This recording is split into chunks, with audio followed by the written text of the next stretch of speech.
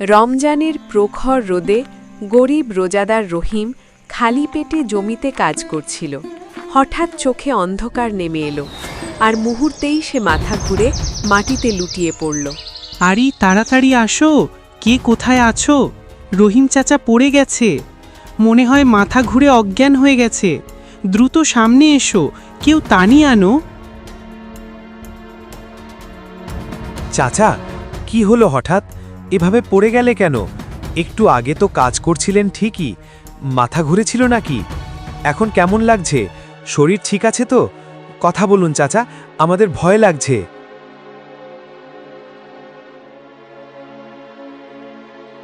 আরে না না চাচা, তেমন কিছু না, ভয় পাবার মতো কিছু হয়নি।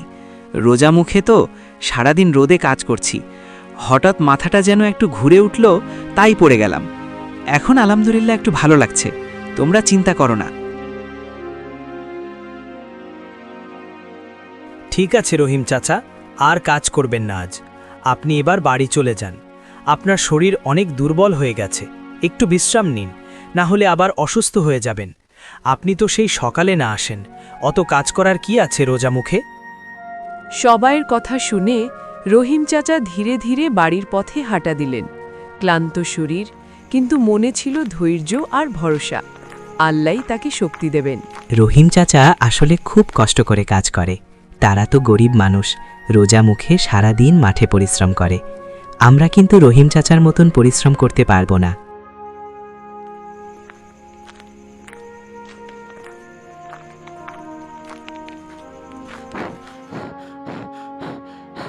কি গো, তুমি এত হাঁপাচ্ছ কেন? মুখটা একদম শুকিয়ে গেছে। শরীরটা কি খুব খারাপ করেছে? মাঠে আবার পড়ে যাওনি তো? কেউ কিছু বলল না তো তোমাকে? তুমি কিছু লুকাচ্ছ না তো? এত কষ্ট করে কাজ করো, রোজা মুখে সারাদিন রোদে থাকো। আমার খুব ভয় লাগছে তোমাকে এভাবে দেখতে। হ্যাঁ গো, আজ সত্যি মাঠে মাথা ঘুরে পড়ে গিয়েছিলাম। রোদটা খুব বেশি ছিল, শরীরও একদম দুর্বল লাগছিল। হঠাৎ চোখে অন্ধকার নেমে এলো, তারপর আর কিছু মনে নেই। গ্রামের লোকজন ধরাধরি করে উঠিয়েছে। বাবা, আপনাকে না কতবার বারণ করেছি, রোজা মুখে সারা দিন রোদে কাজ করবেন না বলেছিলাম। আপনি আমার কথা শোনেন না কেন? আপনাকে এমন অসুস্থ দেখতে আমার খুব কষ্ট হয়।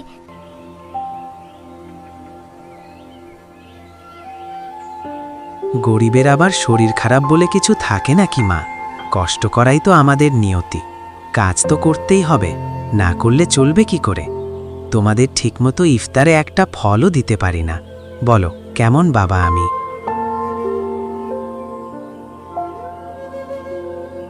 তুমি কিছু চিন্তা করো না, আমাদের ফলমূল না থাকলে কি হয়েছে, শুধু পানি দিয়ে ইফতার করব।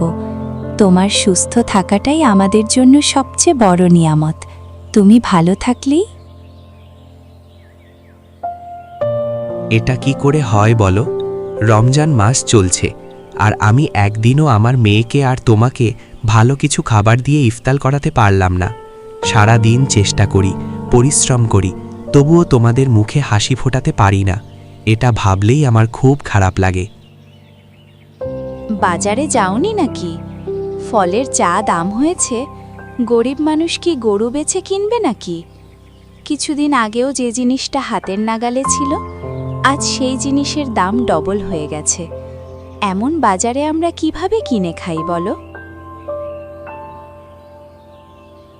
বাবা, আল্লাহ তাআলা আপনাকে সুস্থ রেখেছেন, এটাই তো আমাদের জন্য অনেক বড় নিয়ামত। আপনি আমাদের ইফতার নিয়ে একদম চিন্তা করবেন না, আমরা পানি দিয়ে ইফতার করে নেব। আমাদের তো শুধু একটু পানি হলেই চলে। আল্লাহর রহমত আমাদের সাথেই আছে বাবা। ইফতারের সময় ধীরে ধীরে ঘনিয়ে আসছে, আর মাত্র 15 মিনিট বাকি। ছোট্ট ঘরটার ভেতর নীরবতা নেমে এসেছে। রহিম, তার স্ত্রী আর মেয়ে মাটিতে চুপচাপ বসে পড়ল। সামনে কোনো ফল নেই, কোনো খাবার নেই, শুধু এক কলসি পানি ইফতারের জন্য প্রস্তুত। ভাবছি ইফতারটা করে একটু সন্ধেবেলায় বাজারের দিকে যাব, দেখি কোনো কাজ টাজ পাওয়া যায় কিনা। হয়তো কোনো দোকানে মাল নামানোর বা গোছানোর কাজ লাগতে পারে। বসে থাকলে তো হবে না, কিছু একটা চেষ্টা করতেই হবে। রাতে আবার যাওয়ার কি দরকার? শরীরটা তো একদম ভালো নেই তোমার, একটু বিশ্রাম নাও। যাই হোক, ইফতারের সময় তো হয়ে এলো। শোনো তো, ভালো করে লক্ষ্য করো, আজানের শব্দ হচ্ছে নাকি?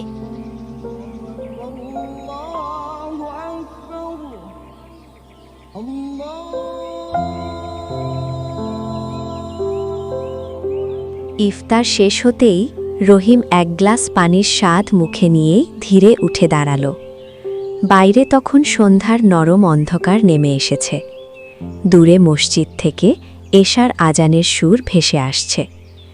ক্লান্ত শরীর, তবু মনে একটাই চিন্তা, কিছু একটা কাজ খুঁজে বের করতেই হবে।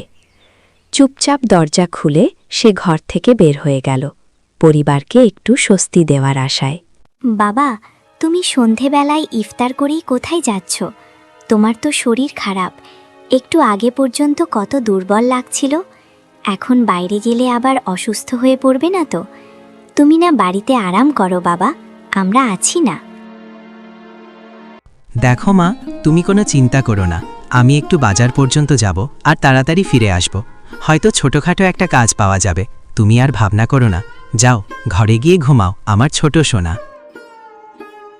রহিম ধীরে ধীরে গ্রামের কাঁচা রাস্তা ধরে হাঁটতে লাগল। চারদিকে নীরব সন্ধ্যা, মাঝে মাঝে ঝিঝি পোকার ডাক শোনা যাচ্ছে। আকাশে আধো চাঁদের আলো মাটিতে ম্লান ছায়া ফেলেছে। বাজারের দিকে যাওয়ার মাঝপথে একটা বড় পুরনো গাছের নিচে সে হঠাৎ দেখতে পেল একজন অসহায় গরিব মানুষ একা বসে আছে।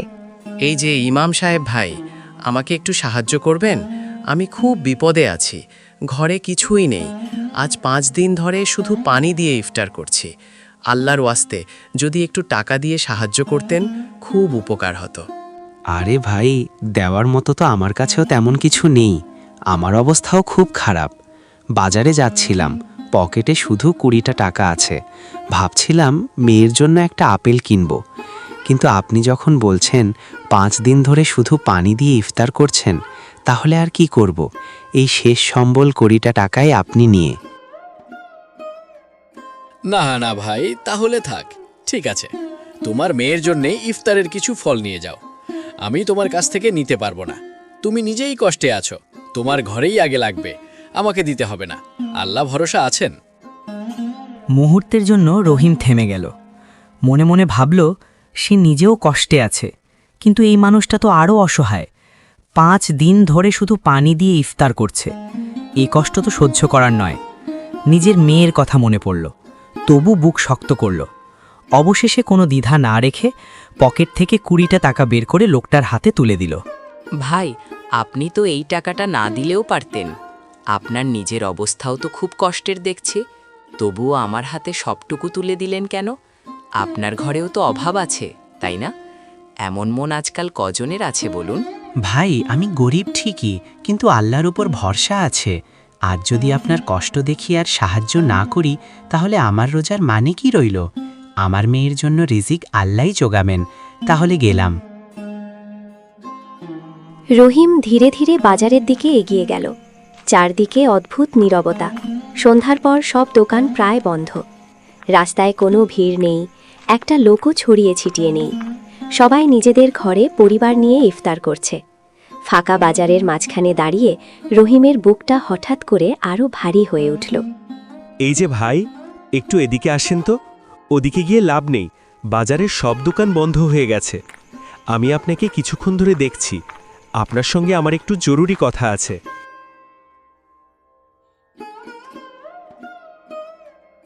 ভাই, আমি আসলে বাজারে একটা কাজের খোঁজে এসেছি। শুনলাম হয়তো কারোর দোকানে একটু সাহায্যের দরকার হতে পারে। আপনাদের এখানে কোনো কাজ পাওয়া যাবে কি? ছোটখাটো হলেও আমি করতে রাজি আছি।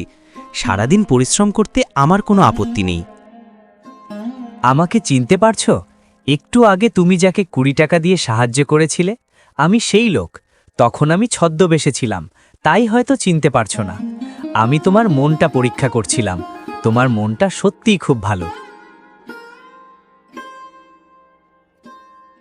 কি বলছেন ভাই? আপনি সেই মানুষটা? আমি তো ভাবতেই পারিনি। আমি তো শুধু মানুষ হিসেবে আমার দায়িত্বটাই করেছি। আপনি বিপদে ছিলেন তাই সাহায্য করেছি, এতে আলাদা কিছু নেই। আল্লাহই আসল মালিক। হ্যাঁ ভাই, আমি তোমাকে পরীক্ষা করেছিলাম। তোমার মনটা সত্যিই খুব ভালো আর পরিষ্কার। এমন সৎ মানুষ আজকাল খুব কম পাওয়া যায়। আমি চাই তুমি আমার দোকানে কাজ করো। ম্যানেজার হিসেবে তোমাকেই দায়িত্ব দিতে চাই। কাল থেকেই তুমি আমার দোকানে জয়েন করবে, ঠিক আছে? সত্যি ভাই, আপনাকে অনেক ধন্যবাদ। আমার এই কাজটার খুবই দরকার ছিল। আপনি আজ আমার অনেক বড় উপকার করলেন। আল্লাহ আপনার মঙ্গল করুন।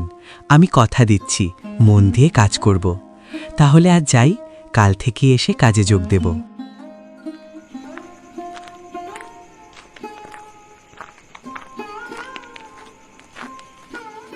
হ্যাঁ, সত্যি তোমাকে ম্যানেজারের দায়িত্ব দেওয়া যায়।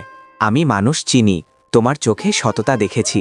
যে নিজের শেষ টাকা দান করতে পারে সে কখনো কারো সাথে প্রতারণা করবে না। তুমি খুব সৎ মানুষ, আর এমন লোকই আমার দরকার। রহিম আনন্দে ভরা মন নিয়ে বাড়ির পথে হাঁটতে লাগল। তার মুখে আজ অনেক দিন পর এক টুকরো হাসি ফুটেছে। এদিকে ঘরে তার স্ত্রী চুপচাপ দরজার দিকে তাকিয়ে বসে আছে। সে শুধু অপেক্ষা করছে কখন তার স্বামী ফিরে আসবে। কি গো, তোমার তো শরীর খারাপ ছিল। এই অবস্থায় সন্ধ্যায় ইফতার করে তুমি কোথায় গিয়েছিলে? আমি কতক্ষণ ধরে চিন্তা করছি জানো। কিছু হলে আমি কিভাবে সামলাতাম বলো? আরে আর বলি না, তোমাদের আর কোনো চিন্তা করতে হবে না। আমি একদম ঠিক আছি, আলহামদুলিল্লাহ। আজ আল্লাহ অবশেষে আমার দিকে তাকিয়েছেন। একটা ভালো কাজ পেয়েছি আমি। কাল থেকেই দোকানে যেতে হবে। ভাবছি আমাকে ম্যানেজারের দায়িত্ব দিয়েছে, সব কিছু বদলে যাবে। সত্যি বলছো? আলহামদুলিল্লাহ। আমি জানতাম আল্লাহ আমাদের কষ্ট বৃথা যেতে দেবেন না। তুমি এত পরিশ্রম করো, এত দোয়া করো, তার ফল তো একদিন মিলবেই। দেখো, আজ আমাদের ধৈর্যের পুরস্কার পেলাম। আমি তোমার জন্য খুব গর্বিত। না গো, গর্ব করার কিছু নেই, সবই আল্লাহর রহমত। আজ যদি আমি ওই মানুষটাকে সাহায্য না করতাম, হয়তো এই কাজটাও পেতাম না। আমি শুধু একটা কথা বুঝেছি, মানুষের উপকার করলে আল্লাহ তার বদলা দেন। তোমাদের মুখে হাসি দেখাই আমার সবচেয়ে বড় শক্তি। এখন থেকে আর কষ্ট থাকবে না ইনশাআল্লাহ। আমরা নতুন করে শুরু করব।